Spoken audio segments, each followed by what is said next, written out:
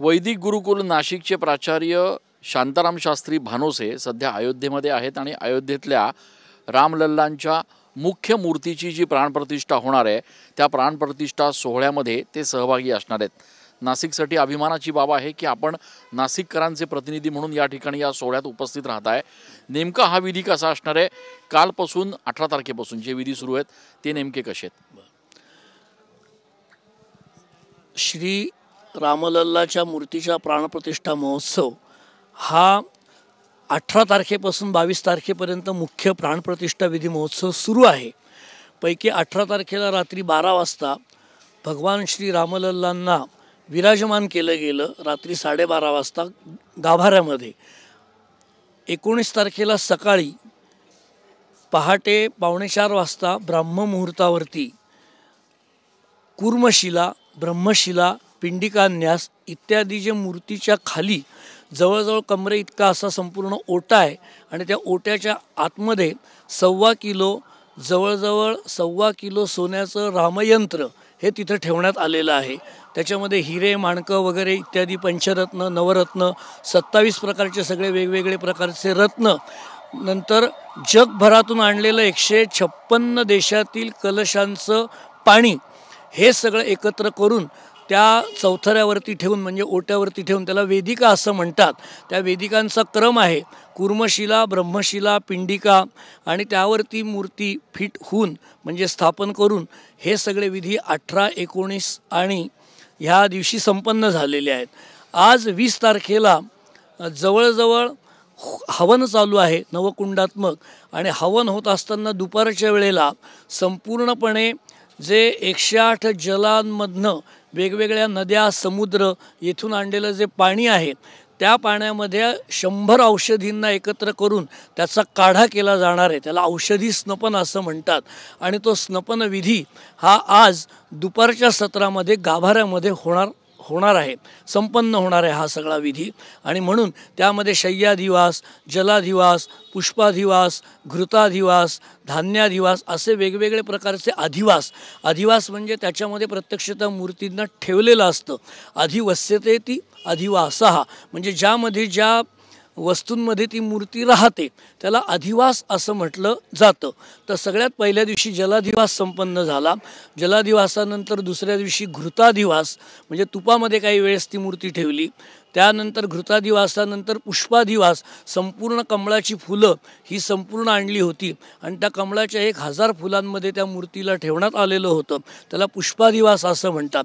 पुष्पाधिवासानंतर मग धान्याधिवास, आज जो विधी होणार आहे तो धान्याधिवास म्हणून विधी होईल। धान्यामध्ये त्या मूर्तीला ठेवलं जाईल आणि उद्या शय्याधिवास होईल आणि 21 तारखेला उद्या 21 तारखेला शय्याधिवास संपन्न होऊन 22 तारखेला सकाळी मुख्य प्राणप्रतिष्ठेचे जे उर्वरित विधी आहेत ते संपन्न होणार आहे। सगळ्यांना उत्सुकता आहे की 22 तारखेला प्राणप्रतिष्ठेचा जो सोहळा होणार आहे तर मुख्य जी मूर्ती आहे रामलल्लांची त्याच्यावर नेमका कशा पद्धतीचा विधी होणार आहे? ज्या दिवशी प्राणप्रतिष्ठेचा मुहूर्त काढलेला आहे वास्तविकपणे हा सगळा प्राणप्रतिष्ठा विधीच्या अंतर्गतच हे सगळे छोटे छोटे विधी आहेत। प्रत्येक विधींना पंडित गणेश्वर शास्त्री द्रविड गुरुजी हे याचे संयोजक आहेत। त्यांनी प्रत्येक विधींचा छोटा छोटा मुहूर्त काढलेला आहे, किती वाजून किती मिनिटांनी कोणता मुहूर्त साधायला पाहिजे आणि कोणता विधी केला पाहिजे।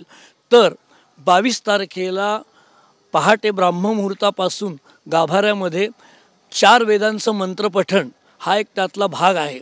त्यानंतर प्रतिष्ठा मंत्र जे असतात ऋग्वेद, यजुर्वेद, सामवेद, अथर्ववेद ह्या 4ही वेदांचे जे काही प्रतिष्ठा विभागाचे प्राणप्रतिष्ठेचे जे मंत्र आहेत हे मंत्र तिथे अभिषेक केला जाणार आहे आणि तो अभिषेक करून त्यावरती त्या मूर्तीवरती संपूर्ण आपले जसे शरीरावरती वेगवेगळे अवयव आहेत त्या अवयवांवरती न्यासविधी जे आहेत ते केले जाणार आहेत। त्या न्यासविधींचं महत्त्व असतं की संपूर्णपणे जगाच्या कल्याणासाठी ही मूर्ती सतेज आणि प्राणप्रतिष्ठित अधिष्ठित ही मूर्ती जगाच्या कल्याणासाठी कायम उभी राहणार आहे आणि ती उभी राहावी म्हणून तिला आधी सगळे हे उपचार हे यथा देहे तथा देवे, ज्याप्रमाणे आपल्याला देहावरती संस्कार लागतात हा भाव मनात घेऊन प्राणप्रतिष्ठा विधी त्या पद्धतीने त्या दिवशी संपन्न होणार आहे। मग त्यामध्ये पंचामृताचं स्नपन होईल, दूध होईल, दूध, दही, मध, शर्करा, वेगवेगळ्या औषधी आणि मग ते करून 4 वेदांच्या पंडितांच्या उपस्थितीमध्ये संपूर्णपणे हा प्राणप्रतिष्ठा महोत्सव 12 वाजेपर्यंत अभिजित मुहूर्तापर्यंत हा सुसंपन्न होणार आहे। गुरुजी, आपण स्वतः त्या ठिकाणी आहात। रामलल्लांच्या मूर्तीचं स्वरूप काल सगळ्या जगाने बघितलेलं आहे, त्याचे फोटो जे आहेत ते व्हायरल होत आहेत।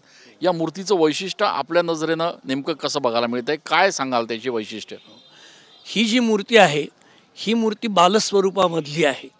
साधारणपणे प्रभू रामचंद्र 1 ते 5 वर्ष वयोगटातील असताना कसे दिसत होते त्याचं वर्णन ज्याप्रमाणे रामायणामध्ये पुराणांमध्ये आलेलं आहे त्या वर्णनाला धरून हुबेहूब म्हैसूरच्या एका कलाकाराने ही एकाच दगडामध्ये, म्हणजे म्हैसूर भागामध्ये एक छोटं खेडेगाव आहे, त्या खेडेगावामध्ये अखंड शिळेतला एक काळा पाषाण आहे आणि त्या काळा पाषाणामधून ही मूर्ती घडवलेली आहे। ती मूर्ती भगवान प्रभू रामचंद्रांचा जन्म ज्या ठिकाणी झालेला आहे, म्हणून रामजन्माच्या वेळेस प्रत्यक्ष रामच होते, त्यावेळेस त्यांचा विवाह झालेला नव्हता, त्यामुळे राम, लक्ष्मण, सीता, भरत, शत्रुघ्न, हनुमान हा जो रामचंद्रांचा परिवार आहे तो परिवार इथे नसून प्रत्यक्ष फक्त भगवान प्रभू रामचंद्र हे बालस्वरूपामधील उभे असे हे तिथे विराजमान आहेत।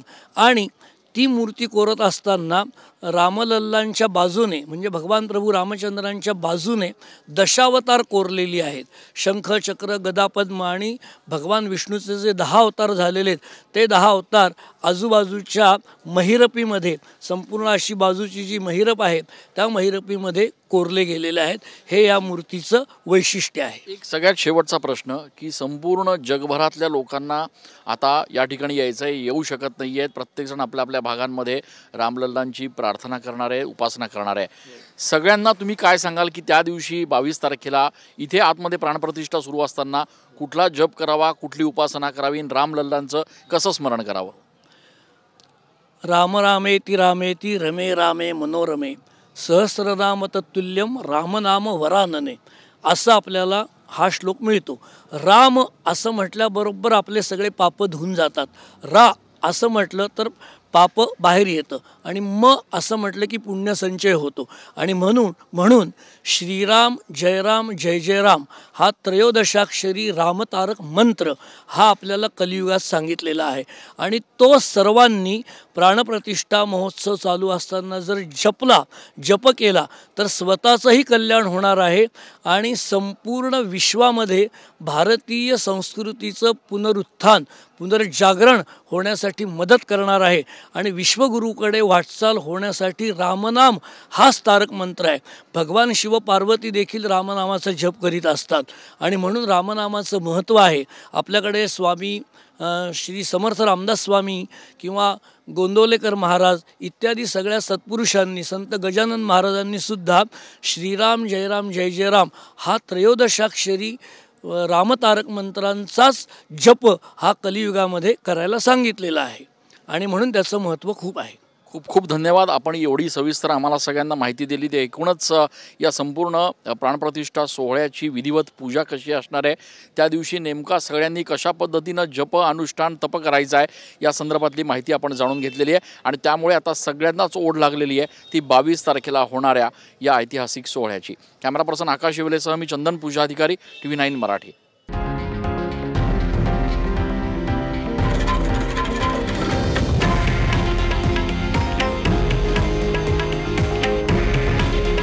हे आहे देशातील नंबर 1 न्यूज नेटवर्क आणि आपण पाहत आहात TV9 मराठी। काळजी तुमची, हित महाराष्ट्राचं।